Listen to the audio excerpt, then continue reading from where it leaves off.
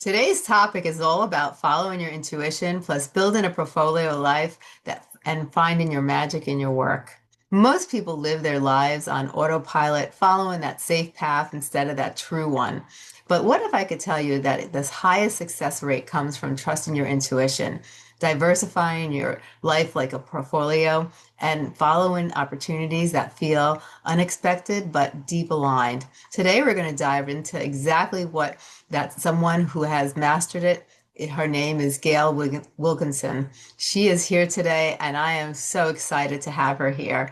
So, welcome back, everybody, from to the advisor who's been listening to us religiously. And if you're new here, hit subscribe on the YouTube button and follow our podcast. And don't forget to also go on Spotify and Apple to leave your 5-star review and and follow us religiously. Bring in your conversations that transform your life into the description box so we can know what you like, and we can also have the people who are on the show. I could answer any questions that you may have. Now, today's guest is Gale Wilkinson. She's the founder of VC. She's an investor, entrepreneur, and a thought leader who believes in the future belongs to those who build life as a portfolio full of curiosity, creativity, and intuition. Gail, thank you so much for being on the show. I am so excited to have you on the show. I just love to hear a little about you. Can you tell us a little about yourself? Thanks for having me, Stacey. I'm excited to be here. So, hi, everybody. My name is Gail. I am a recovering investor. So, I've been doing that for 14 years, and literally just now, I'm about to publicly announce on LinkedIn that I will not be raising a third fund at Vitalize, which is a firm that I started to invest in startups. So, my world for now 14 years has been investing in new companies and innovation, which is super fun. And I have a lot more work to do to manage out those portfolios. But I also am leaning into the next chapter of my world, which includes impact. I've started a dog rescue, and I'm also redesigning a property that I just purchased near Nashville, Tennessee, to create a short-term rental and wellness retreat center for small groups of people. I love that. Now, Gail, you talk a lot about following your intuition.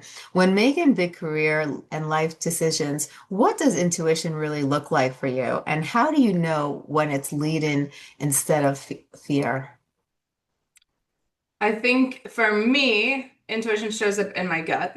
And if you learn a lot about intuition, read about intuition, most people will tell you that fear comes in when there is more of a tightening in your chest, and there's some kind of negativity around it. Where intuition is just an innate knowing that you kind of want to lean into and not away from. So it's anything that comes in where it's like, this is definitely feeling like it's something I should be following. Yeah, I agree completely. Now, you teach the concept of portfolio life, which I love. Now, for listeners who have only ever lived a traditional 9 to 5 path, how would you define a portfolio life and why is it becoming so essential in today's world? The the portfolio life can be a number of different things. And I think more and more people are pursuing this path now. Think about folks with a side hustle. So you might have a 9 to 5, but you also have a graphic design business, or you create Facebook pages for small businesses in your area, or whatever it is that's fun for you. You might have a dog walking business on the side. For me, I will continue working at Vitalize, but instead of doing another fund and focusing 80 hours of my week on Vitalize, now it might be 20 to 25 hours, and I have another 20 plus hours to spend on something else. So for me, it's nonprofit work that the dog rescue that I started, but also, I like to build and I like to do design. So a project like the house is really interesting, and I can make money off of it because it becomes an asset. So it's Right. anything that can generate income for you and or ways to spend your time that add value if income is not important. Right, exactly. I love that. Now, you mentioned finding magic in your pursuits. Now, what does magic mean to you, and how can someone who feels stuck, drained, or directly does like feels like they have no direction start reconnecting to that magic? I learned very early on that corporate was not for me personally, but When I think back to that time, there was not much magic for me. It felt like going to work was really hard. I didn't have fun. I was a high achiever, but it was just really, really hard. And I think the concept of flow is in alignment with magic. So, where can we find ways to spend our time? Ideally, that do make good money, where we feel that flow and it's exciting and we don't know where the time has gone when we look up and realize that we've been spending hours and hours doing what we love. So, it's that magic where, your time spent is truly in alignment with your soul's highest purpose. Yes. Oh, definitely. Now, you're known for challenging outdated business models and encouraging founders to pursue their unexpected. What patterns do you see in companies that thrive when they dare to rethink how they operate? It is so easy today to start a business. It is so easy to get started because technology is great. It has Yeah. allowed many people to have opportunities to do many, many things that before it was hard, it was expensive. Where do you start? But I think today, because of that, because so many people can do the same thing, you have to be willing to be vulnerable, to go out on a limb with what is different. Just Right. just today, I had a conversation with another VC, and I was explaining I'm not raising another fund. I'm doing this, and it was their reaction was, "Oh my gosh, what do you?" And it was just kind of fear on their part, but at the same time, they're like, "This sounds really interesting, and I kind of wish I could do it." But the thing is, like anybody can do something different. You Yes. just have to be brave enough to do that, and oftentimes we are rewarded when we do that because not many people are willing. Right. That's so true. Now, in venture capital, decisions are often data driven. Like, how do you personally, balance intuition with strategy when evaluating opportunities? And how can intuition actually help someone make better decisions?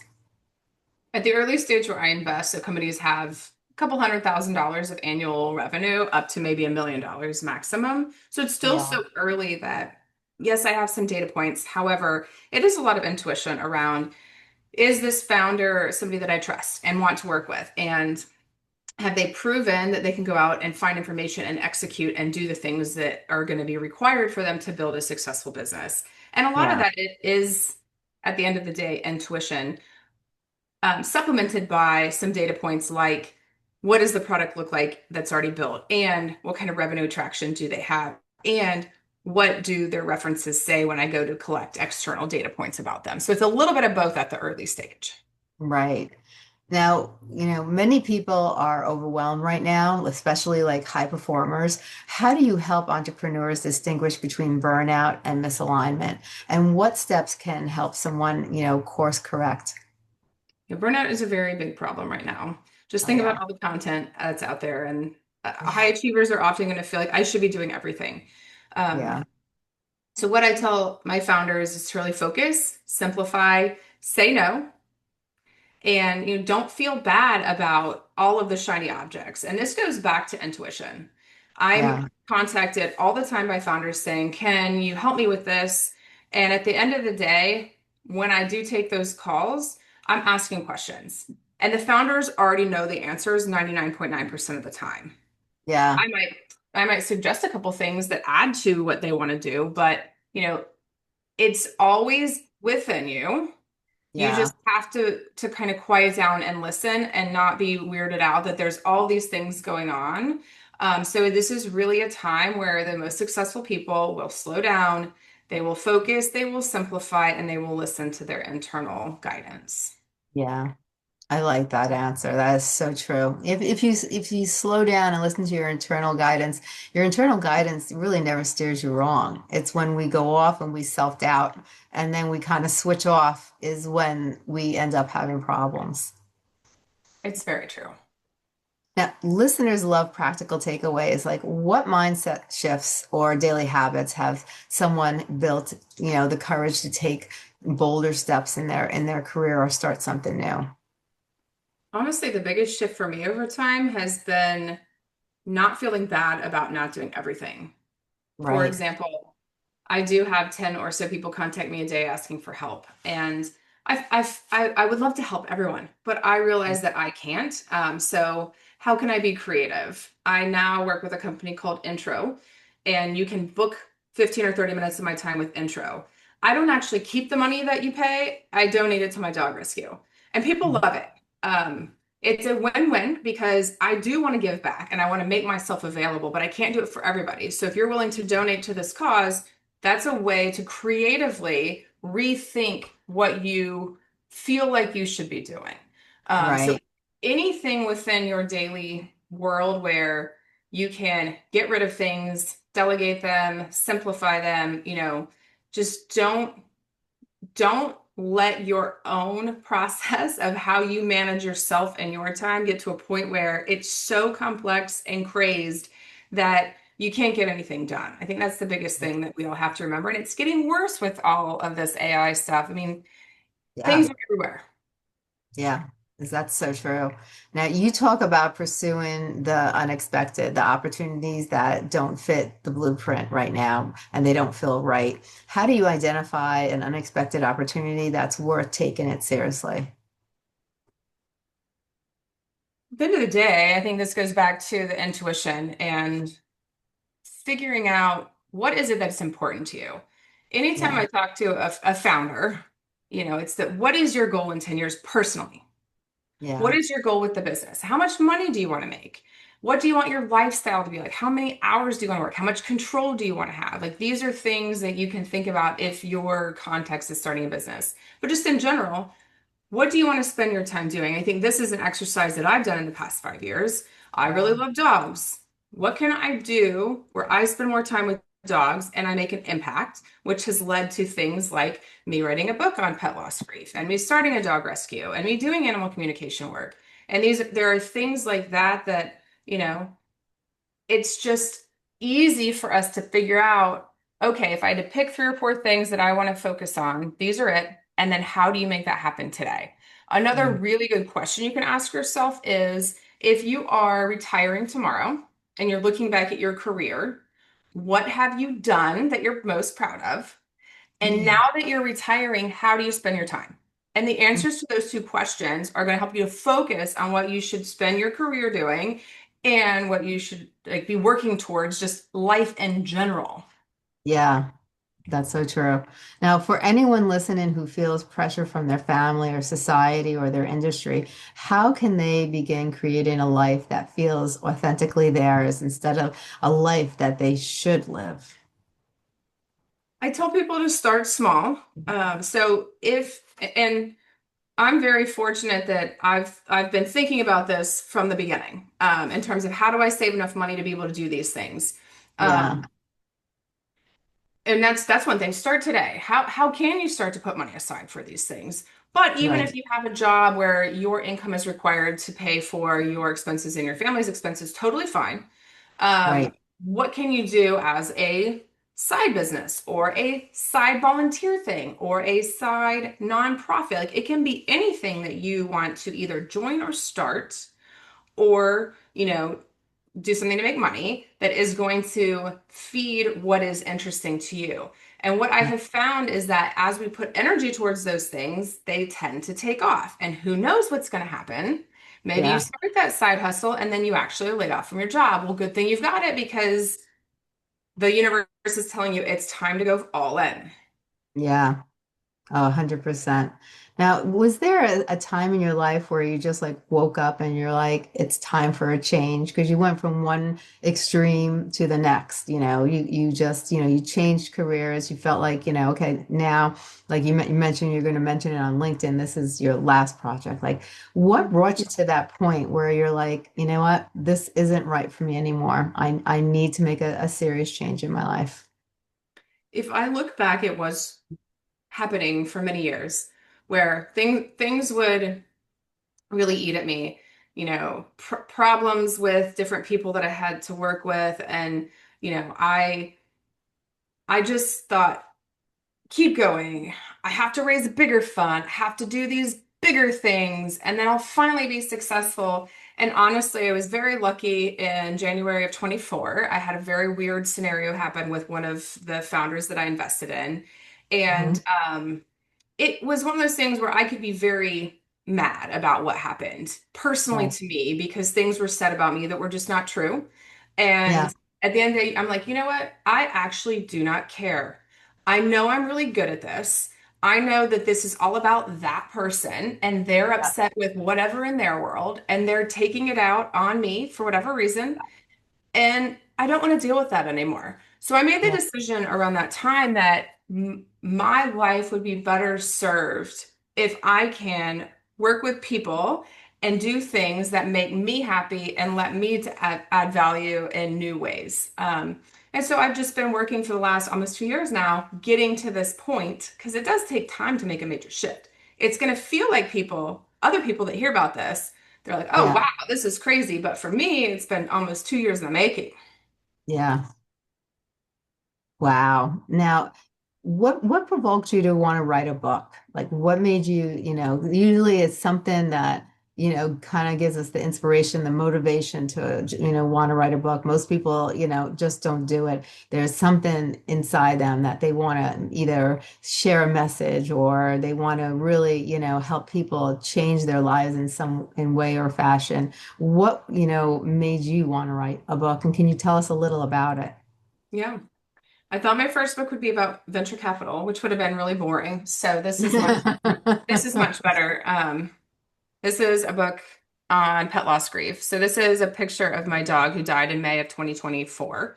Sorry. And it was a kind of a shocker to me that he was sick when I went to the vet. And I could tell like something was wrong. And he was given a month to live.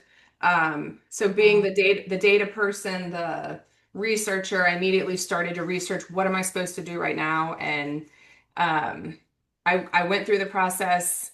He passed away. I dealt with the aftermath of that, and I realized that it is a topic of losing these animals that we love dearly. We don't really talk about it much as a society.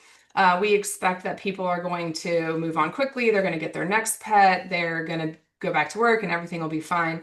But when we really look at the data about what happens when people lose their pets, it actually can be more traumatic than losing a person for a couple of reasons. And the biggest one is that pets are 100% unconditional love.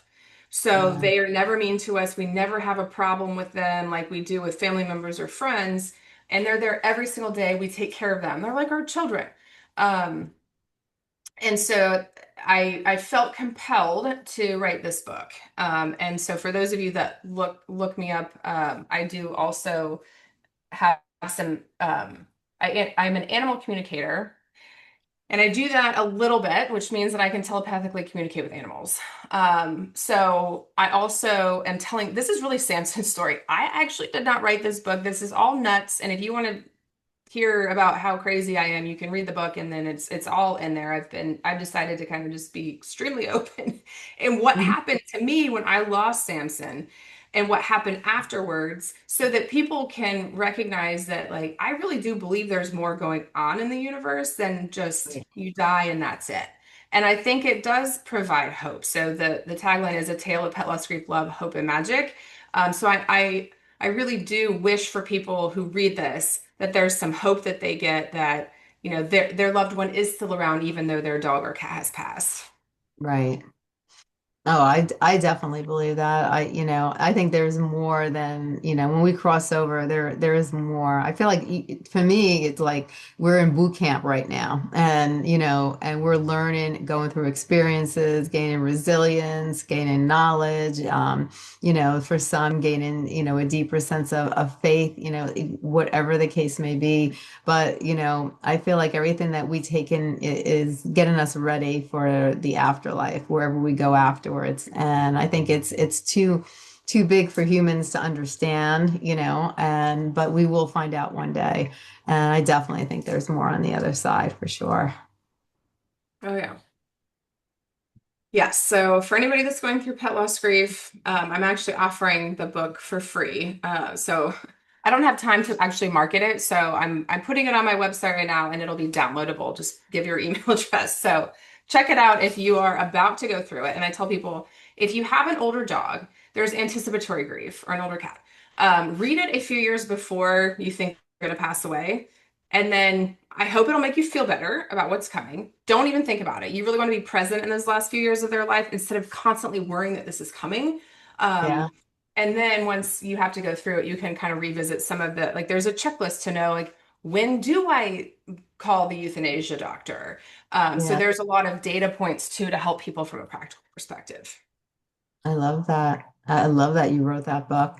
And they can find that right now on your website. So it's only available through your website and it's a free download. Yes, petlossgrief.info. I love that. Now, if you could leave listeners with one piece of advice that intuition, career, reinvention, or building a life of full possibility, what would it be? I think that the answers are all here for all of us. It's just being brave enough to want to make the decision to move forward. And I think about life as a series of paths, and we're all gonna hopefully get to the right path. And it doesn't Yeah. necessarily matter if I take the left road or the right road. Um, Maybe even go backwards sometimes. That's okay as long as I am making a conscious decision to move forward.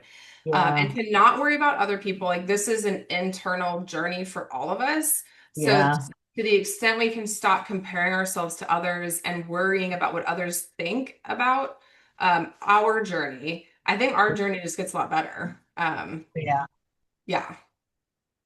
I think what you said is so powerful because like don't compare yourself to what others think. I think a lot of times people they worry about what others think and it's not about what others think. It's about what you think. What's making you happy as a person, and a lot of times we compare ourselves too many times to other individuals and we have to realize that, you know, other people have their own lives. They've walked a different journey than us. They have different expectations. They come from different cultures, different lifestyles. And you can't, what they've gone through, you might think you might be on the same level, but you're not because they might have gone through a lot more than you to get where they are today, or they've gone through different things. And you can't really you compare yourself to anybody, but you Right. can look in the mirror and look at yourself and think about and rethink, am I happy? Do I have joy in my life? Do I feel fulfilled? Do I feel like I'm on the right track? When I get up in the morning, do I feel like I'm really excited to start the day? Do I have purpose? Do I have meaning? And if you don't have those things, then, it's time to reevaluate your own self. And do you have any suggestions how people can sometimes reevaluate themselves and to really get themselves rethinking what they really want in their life and maybe connect with that intuition and use that intuition to help them? I talk about energy a lot, and there's something called muscle testing, which is a way that you can ask yourself questions. If you want to learn about this, read a book called The Emotion Code. It's pretty interesting, and it'll help you kind of just get used to this. The idea behind muscle testing is, do you lean forward Mm-hmm. or do you lean backwards when you ask a question? That's the basic principle. And so a lean forward is yes, a lean backwards is no. There's other ways you can do it with your arms and different stuff like that. But at the end of the day, what you're doing is you're trying to read the energy around you and like still your body enough to actually get the answer that you need based on the energy around you. It Yeah. definitely works. And so using that concept more broadly speaking, like what conversations do you have with friends where you lean in and you're like, this is so exciting and I really want to do this? Where do you read an article or a book and you're like, oh my God, I'm very excited to dig in or read the next one? Like that, you have to pay attention to those things. Yeah. Um, and listen for the universe to give you tips. Just yesterday, I was thinking about this property that I am redesigning, and I'm just starting the journey. And I listened to a podcast, and like, you have to share your content early and all the messy stuff. So I know I need to start my stuff, and all my socials are going to be Samson Springs, SAMSONSPRINGS at TikTok and YouTube. And I have to figure out how I'm going to do all this stuff. And I have a lot to do before I start running it out in about a year. And I was thinking, oh, maybe I should hire my friend Amy. And literally, no joke, I'm getting out of the car to go into an appointment yesterday. And as I'm thinking this, I look at my phone, and she has sent me a message saying that she needs a job where she makes $1,500 to $2,000 a month. And I was like, okay, that is the universe literally throwing me into this. I had the thought, and then I immediately got a confirmation. This happens to people all the time. You just have to be paying attention. And when it happens, don't brush it off and be like, "Oh, that's a coincidence." Be like, "Oh, Right. this is meaningful, and the universe is sending me signals, and I should lean in and listen to it." Yes. Yes. I'm actually certified in the emotion code and in the body code. Perfect. So you've probably Yeah. done lots of episodes on that. I love that stuff. Oh yeah, and Dr. Riley Nelson has been on a ton of times, and he's done he does amazing episodes, and he talks about getting rid of the negative energy and the baggage, and he's amazing too, and it works. It works. The sway test is what you were talking Yep, about. Yeah. exactly. And I told people even like the more stable in life I become. 'Cause I didn't really come from a lot of money, and I used to work like three jobs, and then it was two jobs, and like now I'm able to donate more money, for example, or help people Yeah. out when they need it. I have noticed that the more free I am with my money, the more it comes back to me. And Yes. that's a very simple example of like what the energy that we put out into the world, it will come back. Yes. 100%. 100%. Now, if you wanted to share about your services and about all the different things that you offer, what are some of the services that you provide to people? Sure. If you are a founder and you want help with whatever, or if you want to talk about portfolio life, or, I'm good at asking questions to help people get to an answer. Yeah. Um, you can book me on intro.co, and you can use a promo code. So DM me on LinkedIn and I can get you a promo code for 33% off of that. Um, and then if you're interested in my dog rescue work, the handles there are Gale Loves Dogs, GaleLoveSDogs, and it's on YouTube and TikTok as well. And then the work I'm doing on the new property is Samson Springs, and that is YouTube and TikTok. So I'm just getting the content. I promise you all I will be posting a lot on there and sharing all the good, the bad, and the ugly. Oh my God, this has been amazing, Gail. Like, before we go, is there anything else that you'd like to include in this episode? No, this is lovely. I'm really glad that you focus on this topic. I think it's something that we should spend more time on in the corporate world, and it really does matter. So, to Yes. all the people listening, like you're way ahead of the game, and I hope you found at least a couple of interesting nuggets today. But I'm sending you all really good energy for the rest of your week. I love it. I love it. Thank you. This has been amazing, Gail. Thank you so much for being on the show. Thank you for sharing your advice and your wisdom. I really enjoyed, all the different, you touched on a lot of different things today and you gave such great advice for each of them. And sometimes people get overwhelmed, but if we break it down into simple, ways that we could just, deal with some of the obstacles that come in our lives, we could actually get through those obstacles a lot easier. And even though it feels like crisis when it's happening, you know what? We could actually get through anything if we learn how to cope with each situation. And that change is okay. And that's a big message I got from you. You went from Right. one extreme to the next extreme, and you went with your intuition, and sometimes, well, not sometimes, I believe all times we really need to listen to our intuition more often. Our body is always speaking to us, and our intuition is always there giving us messages. We just have to take time out to really connect and understand what it's saying. And I think you really made that message very clear. And I thank you so much for being on the show. And I am very sorry about your dog, but I'm so glad you wrote the book. And I am so glad you're sharing that with so many people because a lot, that's one thing that we all struggle with when we have pets is really their lifespan isn't long enough, we develop, lovely relationships and, seeing anyone, to have to pass is very, very hard to get through. So I thank you for taking the time to write that as well and Yeah. taking the time to be on the show. You've been wonderful. Thank you so much. Thanks, Stacey. You're welcome. You have a great day. You too.